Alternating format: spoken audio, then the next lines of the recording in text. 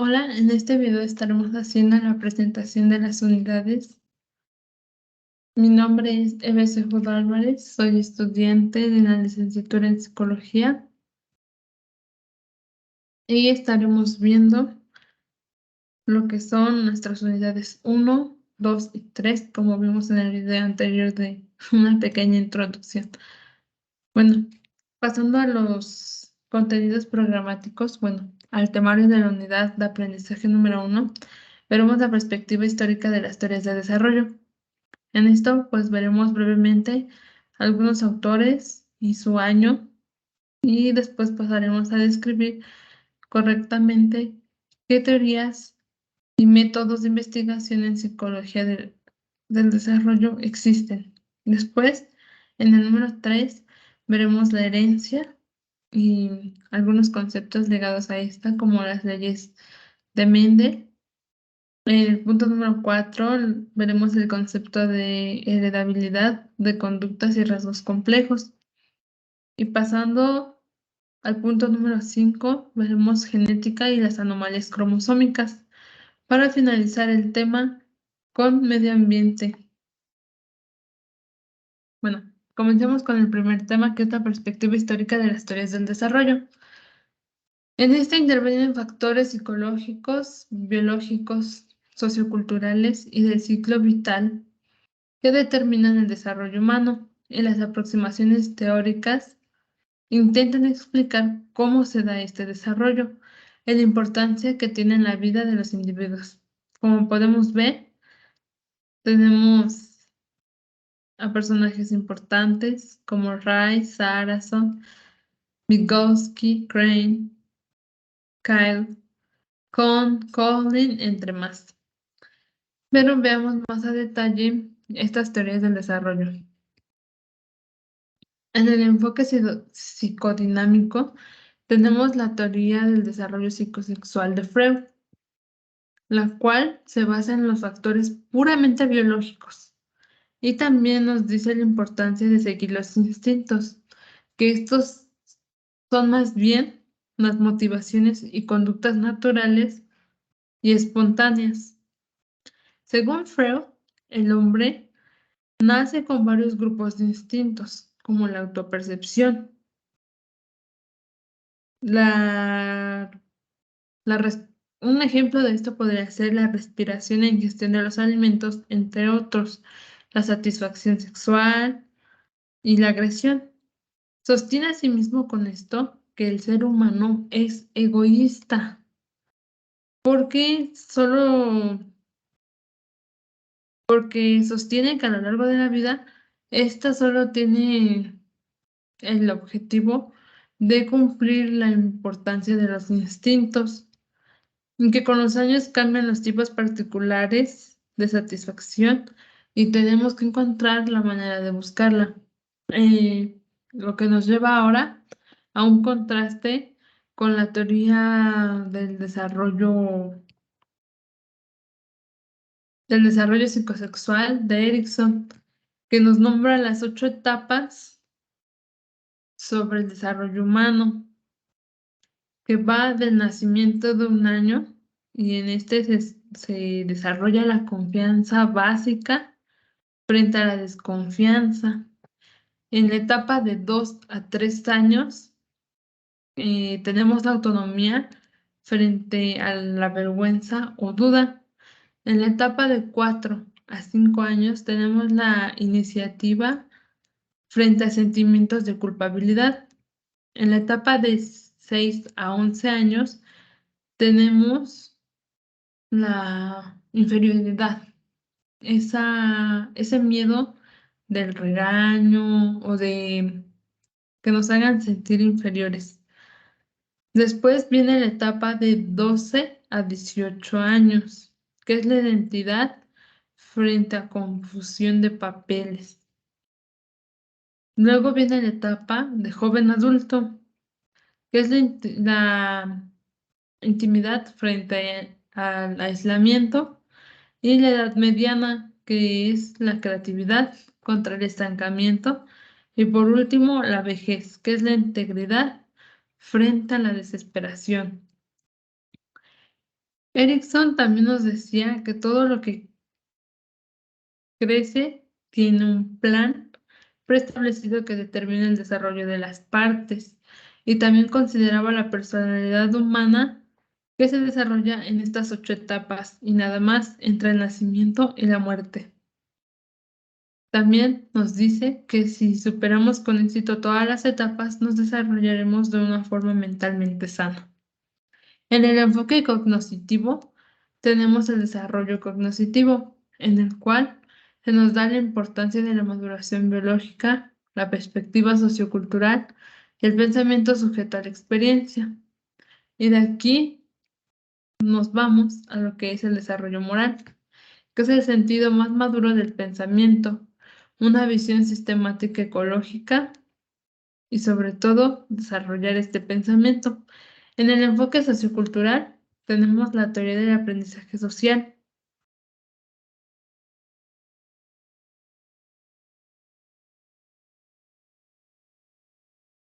que éste estudia la influencia del ambiente y cómo afecta en el individuo. También tenemos la teoría del apego, que ésta sostiene cómo los recién nacidos totalmente indefensos por instinto están programados genéticamente para apegarse a su madre y así asegurar la supervivencia.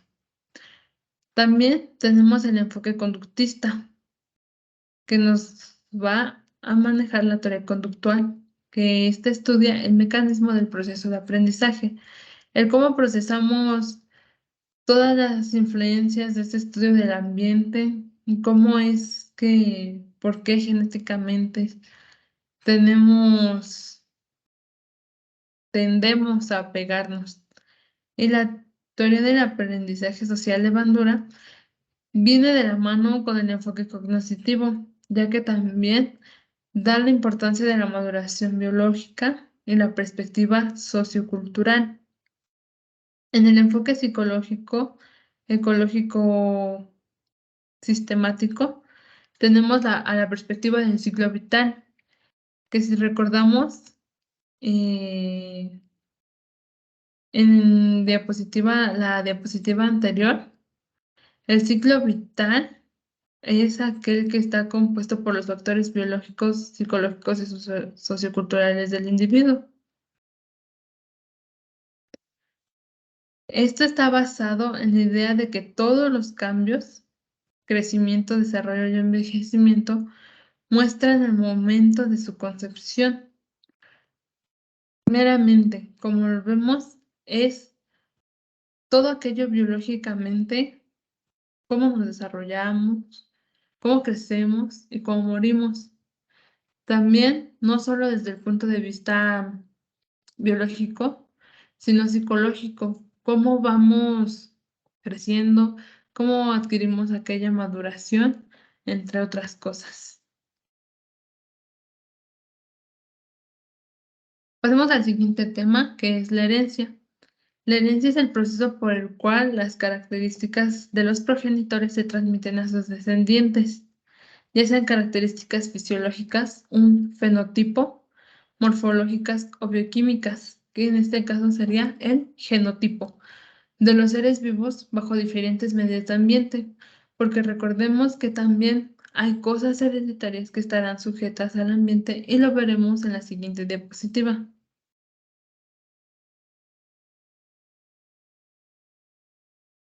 Las leyes de Mende. La ley de la uniformidad de híbridos de la primera generación filial. Esta nos menciona que al cruzar una raza pura de una especie dominante homocigota con las letras AA con otro individuo de raza pura de la misma especie, pero con un gen recesivo homocigoto, la descendencia de la primera generación filial será fenotípicamente, o sea, físicamente y genotípicamente igual heterocigota a AA. Con esto pondremos un ejemplo muy sencillo.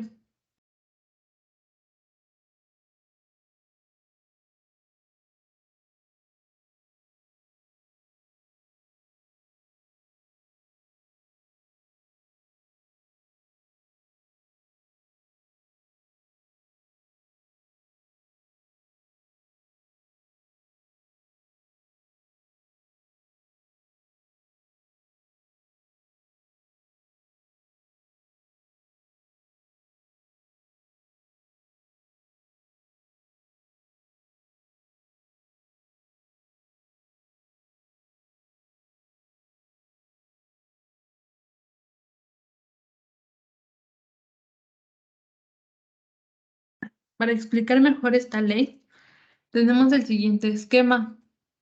Como podemos ver, el gen dominante siempre se determina con una letra mayúscula y el gen recesivo con una letra minúscula.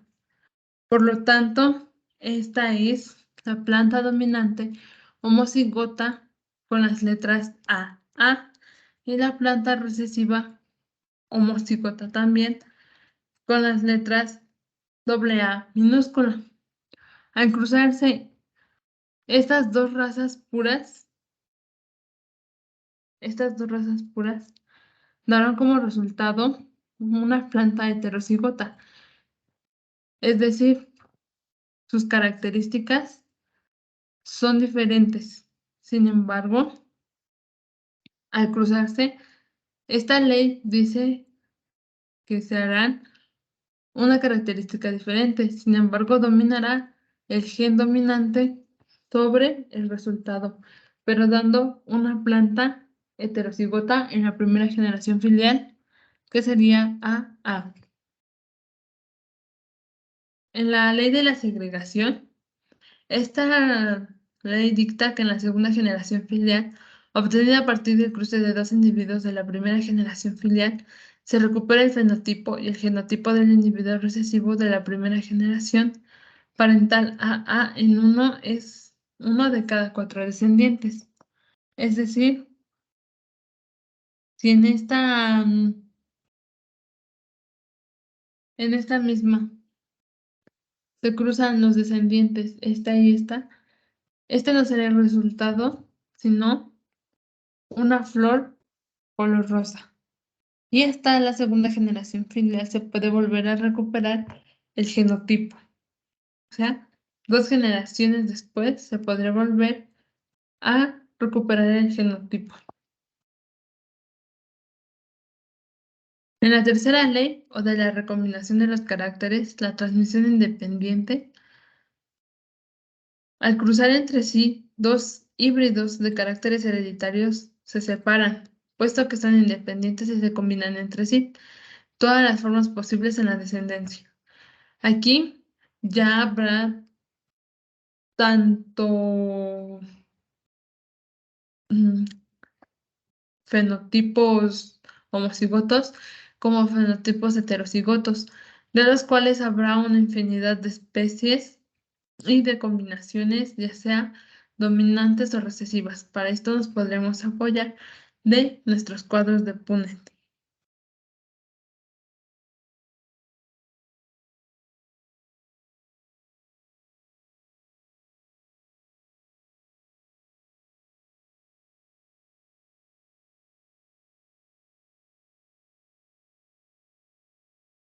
Pasando al tema de heredabilidad de conductas y rasgos complejos. Este es un índice o parámetro estadístico que estima la proporción de la varianza en el fenotipo de una población. Esto es, los rasgos psicológicos y físicos que llegan a manifestar en los individuos, atribuible a la variación genética, es decir, los diferentes genes que tienen cada una de las personas.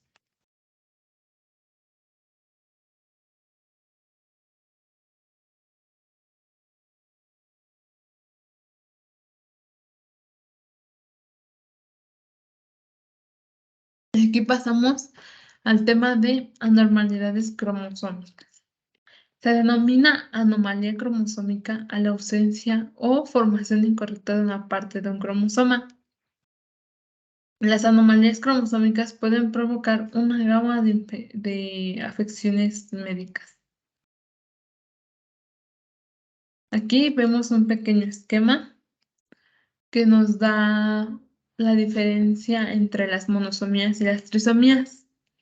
Una monosomía ocurre cuando se pierde un cromosoma.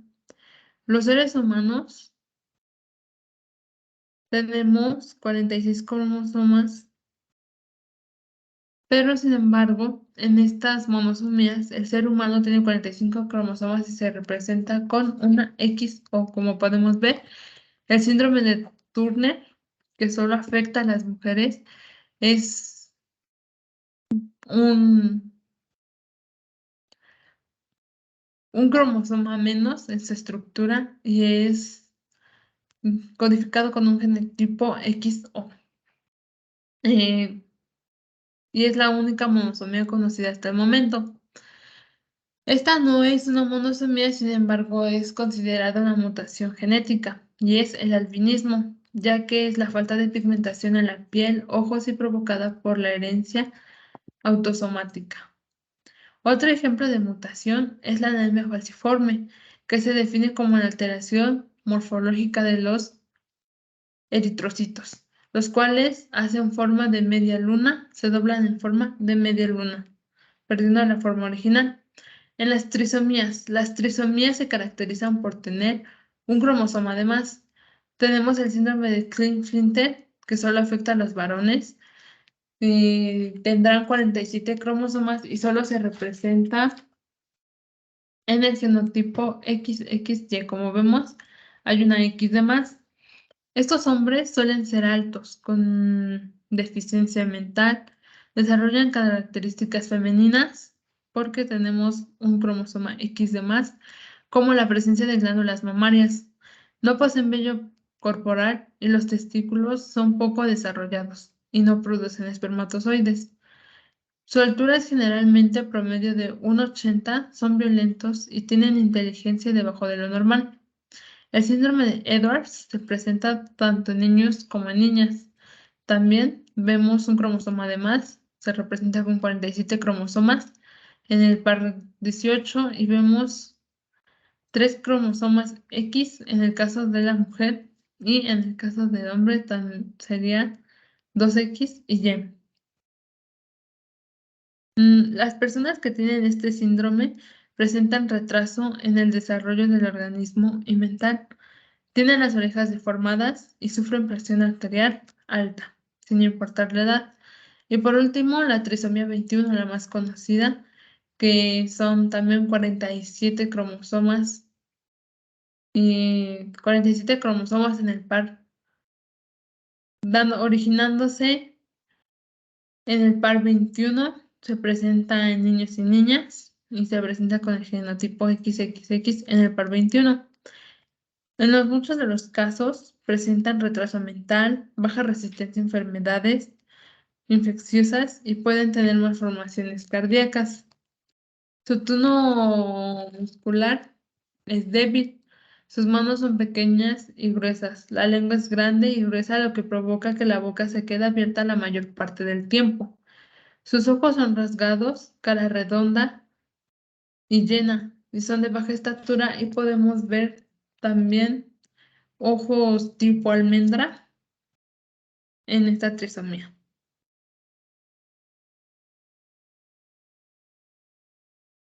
Pasaremos a los temas de la unidad 2 en el desarrollo prenatal. En esta unidad se pretende explicar el proceso de desarrollo de crecimiento humano a partir de la concepción, por medio de la revisión de materiales visuales y escritos para comprender la función de los mecanismos hereditarios y ambientales involucrados. Aquí también tenemos un breve temario sobre los contenidos de las unidades de aprendizaje 2 y parte de la 3, o introducción a la unidad 3. Tenemos el crecimiento y desarrollo a partir de la gestación, tenemos mecanismos hereditarios, influencias ambientales, factores de protección y de riesgo en el embarazo, y por último tenemos el momento de la concepción o parto del bebé. La gestación. La gestación es el periodo de culminación del embarazo y es cuando un bebé nace, crece y se desarrolla dentro del útero de la madre. Debido a que es imposible saber exactamente cuándo ocurre la concepción, la edad gestacional se mide desde el primer día del último ciclo menstrual de la madre hasta la fecha actual en semanas. Esto significa que durante las semanas 1 y 2 del embarazo, la mujer no está todavía embarazada.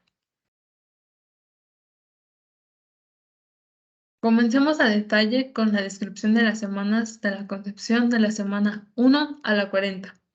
Semana 1 a 2. La primera semana de embarazo Comienza con el primer día de la ausencia menstrual de la mujer y ella aún no está embarazada. Durante el final de la segunda semana se libera el óvulo del ovario.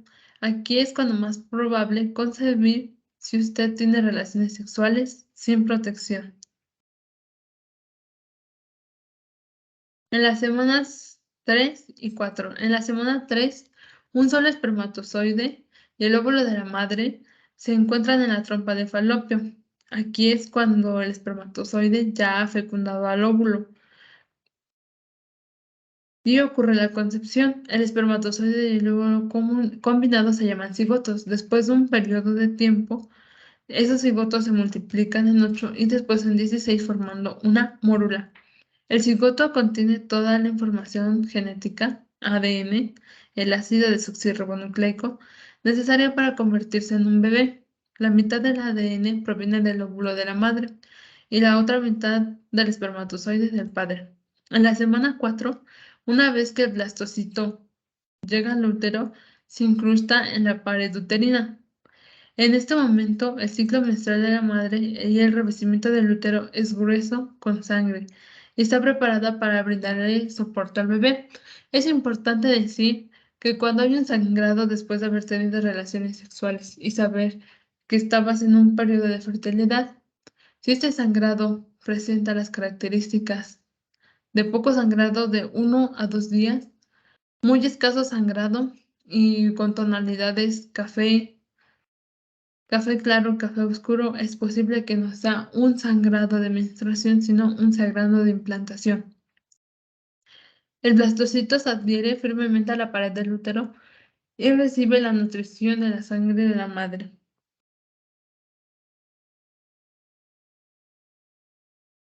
En la semana 5 es el comienzo del periodo embrionario, es decir, cuando se desarrollan todos los principales sistemas de estructuras del bebé. Cabe resaltar que para la semana 4 ya se habrá formado el sistema nervioso, el cual se compone del cerebro y la médula espinal. En la semana 6 y 7, las yemas o brotes de los brazos y piernas comienzan a crecer. El cerebro del bebé se transforma en 5 áreas diferentes. Algunos nervios craneales son visibles. Las áreas diferentes que tenemos son la occipital, la frontal, la temporal y las laterales. Los ojos y los oídos comienzan a formarse. También se forma el tejido que se ha de convertir en la columna y en otros huesos. Este tejido es denominado el ectodermo. El corazón del bebé continúa desarrollándose y ahora late a un ritmo regular. Esto puede verse con un ultrasonido vaginal. Semanas 8 y 9. Semana 8. Los brazos y las piernas del bebé se han alargado. Las manos y los pies comienzan a formarse y lucen como pequeños remos. El cerebro del bebé continúa formándose y los pulmones también comienzan esta formación. En la semana 9 se forman los pezones y los folículos pilosos. Los brazos crecen y se desarrollan los codos. Se pueden observar los dedos del pie del bebé y todos los órganos esenciales del bebé han comenzado a crecer.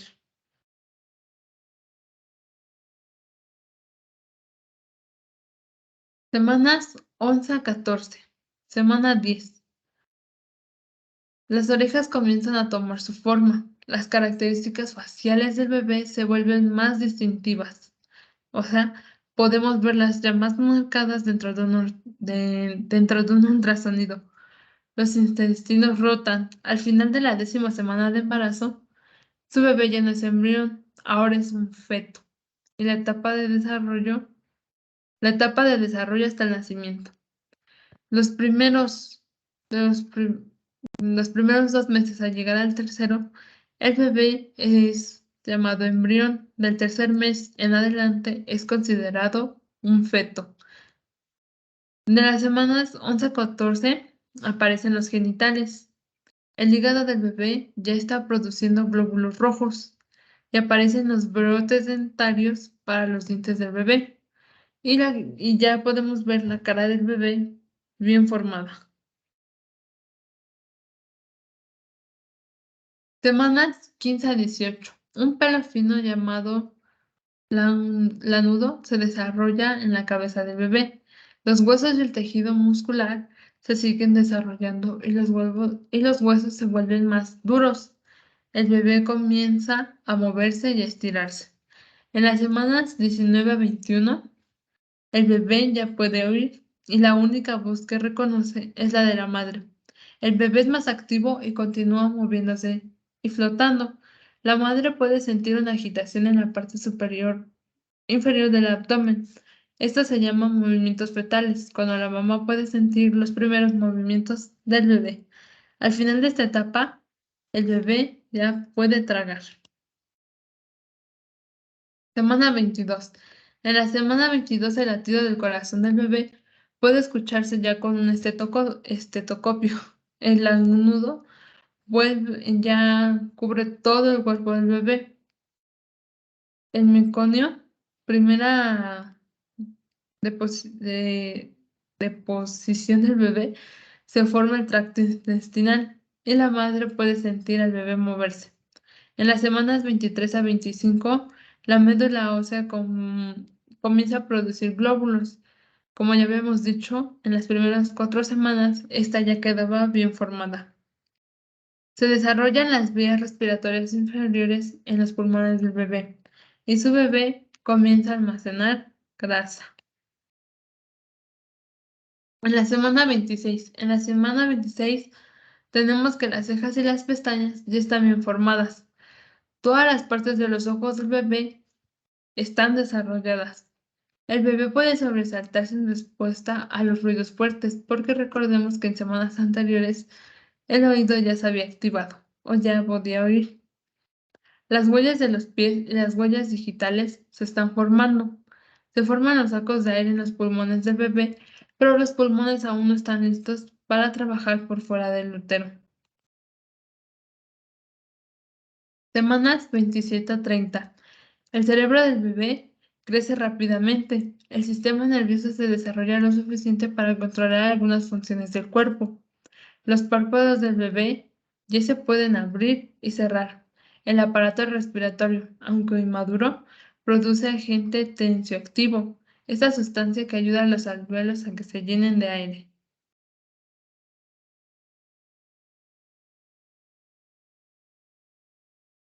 Semanas 31 a 34. El bebé crece rápidamente y acumula mucha grasa. Se presenta respiración rítmica, pero los pulmones del bebé no están completamente maduros aún. Los huesos del bebé están completamente desarrollados, pero aún son blandos. El cuerpo del bebé comienza a almacenar hierro, calcio y fósforo. Semanas 35 a 37. El bebé pesa unas 5,5 libras, lo que serían 2,5 kilogramos. Y el bebé sigue aumentando de peso, pero probablemente no aumentará mucho más. Recordemos que el estándar es de 2,5 kilogramos a 3,500 kilogramos, pero para niñas baja el estándar un poco. La piel no está tan arrugada a medida que se forma la grasa bajo la piel. El bebé tiene patrones de sueños ya definidos. El corazón y los vasos sanguíneos del bebé están completos. Los músculos y los huesos también están completamente desarrollados. Las últimas semanas 38 a 40. El langudo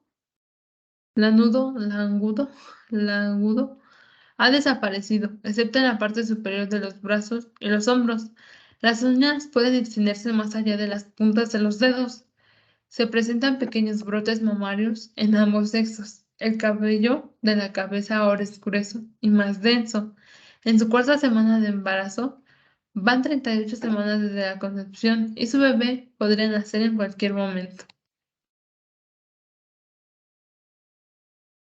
Pasemos ahora al tema de mecanismos hereditarios. En estos nos comprenden el código genético, que es la secuencia de ADN en la molécula de ADN. en la cual gobierna la formación de proteínas que determinan la estructura y funciones de las células vivas. Las letras del alfabeto del ADN son T, timina, A, adenina, G, guanina y C, citosina. Estas mismas bases son para el ARN, que son A, adenina, G, guanina, C, citosina, y la T se cambia por U con uracilo. ¿Qué determina el sexo? El 23º par de cromosomas sexuales o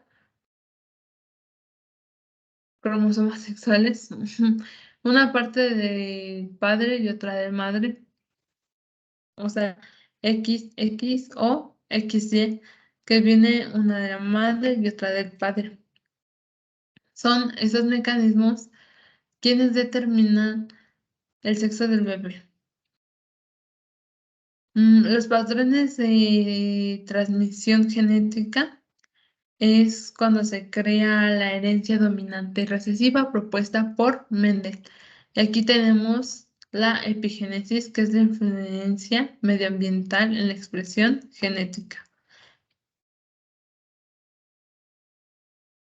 Factores ambientales. Epigénesis.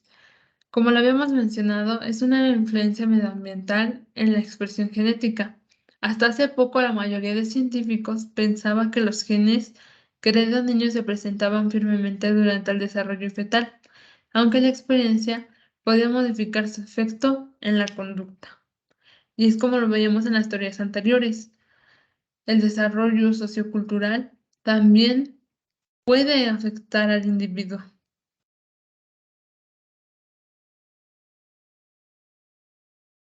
Aquí tenemos un video explicativo sobre factores de protección y de riesgo en el embarazo. No solo hay normas para cuidar a tu bebé desde casa, sino también las hay desde un trabajo. Así que veamos el siguiente video.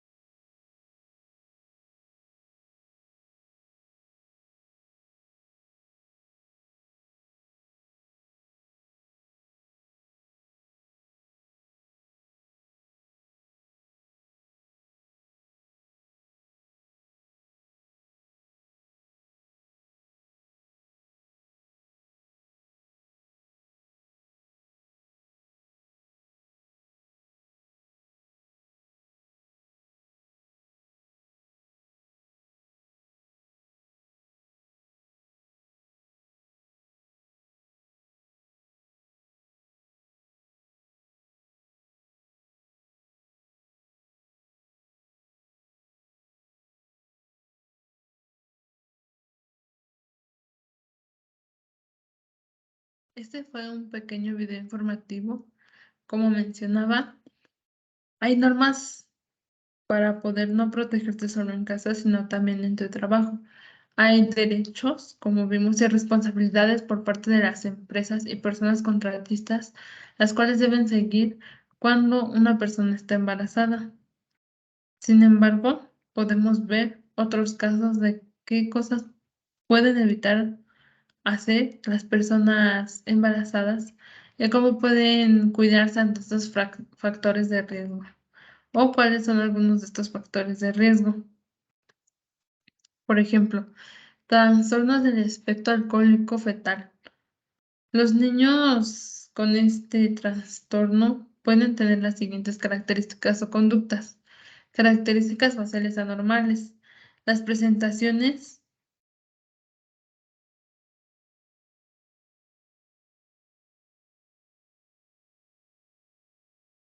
Para esto veamos el siguiente video. ¿Cuáles son las recomendaciones para la protección y para que estos niños, como los de trastornos alcohólicos, se puedan evitar o más bien haya cierta conciencia?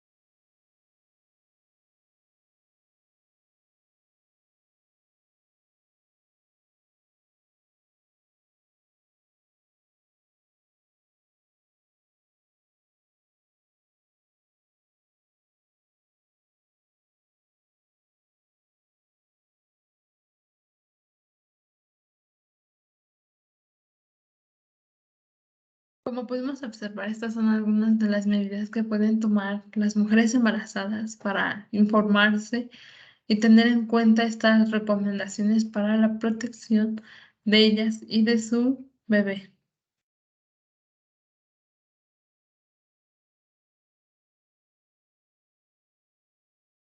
Continuemos con el tema de la unidad 3, el parto. Este marca el término del embarazo y el nacimiento de la criatura que se engendra en el útero de su madre. Se define como la expulsión de uno o más fetos maduros y la placenta desde la cavidad uterina al exterior. El parto suele dividirse en falso y el verdadero. Fases del parto.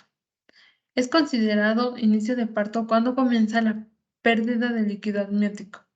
Después viene la pérdida del tapón mucoso y ahora lo que muchas personas creen que es el primer paso a la ruptura de las bolsas de las aguas. Sin embargo, como vimos, empieza con la pérdida de líquido amniótico, después con el tapón mucoso y después la ruptura de las bolsas de las aguas.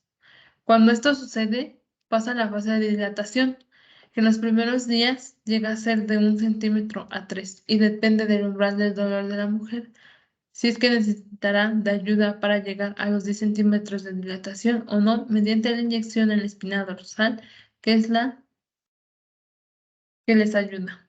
Después viene la fase expulsiva y Por último, tenemos las dos fases, que es el alumbramiento y la fase tiene por nombre puerperio o posparto, en la cual tenemos que cuidar mucho a la mujer embarazada y el ambiente en el que se desarrolla, porque puede llegar a tener alguna depresión. Tipos de parto. Tenemos una clasificación de los tipos de parto de acuerdo a las semanas. De la semana 20 a la 28 semanas de gestación se considera como un parto inmaduro. El parto prematuro viene de las 28 a las 36 semanas de gestación. El parto de término, el normal, viene de las 37 a las 40 semanas de gestación. Y el parto posttérmino es después de la semana 40 en adelante. También se clasifican en dos: espontáneos, que es cuando se desencadena el trabajo de parto normal acorde a los mecanismos fisiológicos materno-gestión. Esto quiere decir que se cumple con el periodo de maduración del feto. Y los inducidos, que son cuando se realiza alguna técnica, como lo sería la maduración cervical usando prostaglandinas o la inducción de medicamentos oxitóxicos para ayudar al bebé a salir de su mamá.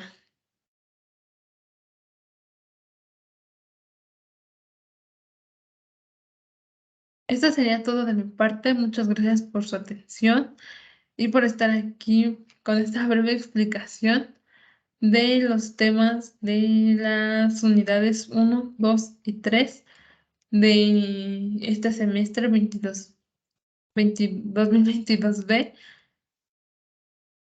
Muchas gracias.